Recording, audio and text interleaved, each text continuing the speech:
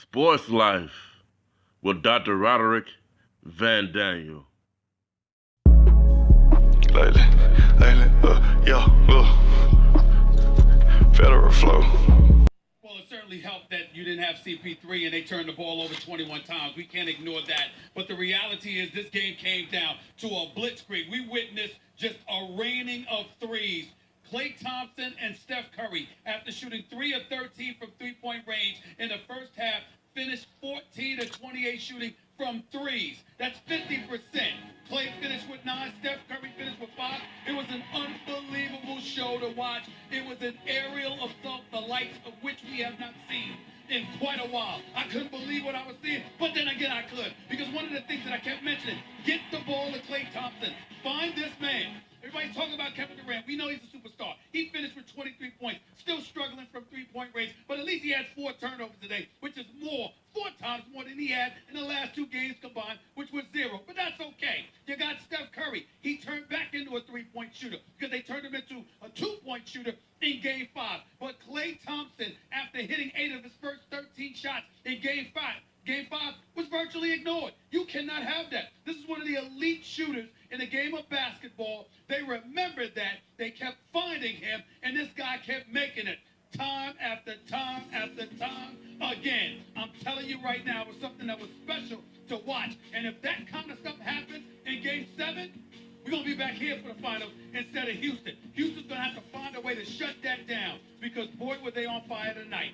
64-25 outscored Houston in the second half. I sense your enthusiasm for the performance. Klay Thompson had that kind of a blitz as well, Game 6 a couple years ago in Oklahoma City.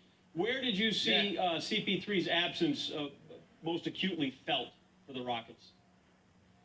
No, like I said, the turnovers. They weren't handling the ball. They weren't dictating pace. You're up 17 points, and you sense that Golden State is getting warmed up. You're Mike D'Antoni. You've got to call for the troops to slow it down, take your time, what have you. But Golden State amped up its defensive pressure because they knew that Houston didn't have any ball handlers on the court outside of James Harden. So you trap James Harden, you suffocate him. Ultimately, you force him to give up the basketball, and you force others like Eric Gordon, Trevor Ariza, P.J. Tucker, even Clint Capella to a lesser degree to try and dribble their way out of situations and scenarios. They're not going to be able to do that over the course of the game. Golden State knew that, went in attack mode, and were like piranhas just going all over the place.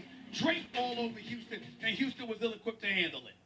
So we watch at the end of that, Mike D'Antoni kind of, he draws his guys back, right? It gets out of hand, and he's not going to waste the effort knowing he needs Game 7.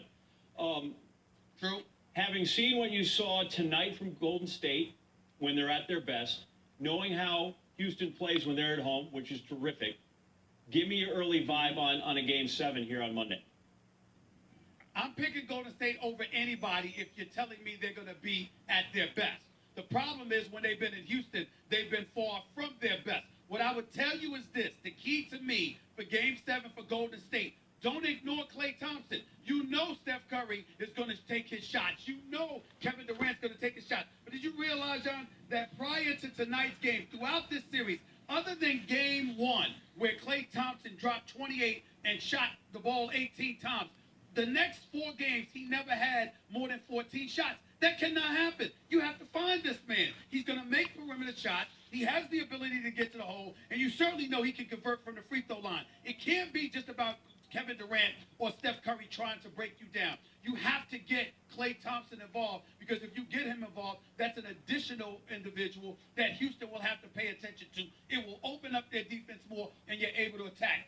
Golden State does that. I expect them to win. They forget about doing that and try to rely strictly on Steph Curry and Kevin Durant. I don't think that's going to work in Houston. That's not going to cut the mustard. Stephen A. Smith, done with us on Sports Center here. You're going to be at midnight, Scott Van Pelt. Yes, we'll see you there. I'm everywhere. Come on now. Whatever it takes. It's just me against the world. How nigga been feeling lately? Really fucking lately. I ain't been in letting nothing phase me. Nothing lately.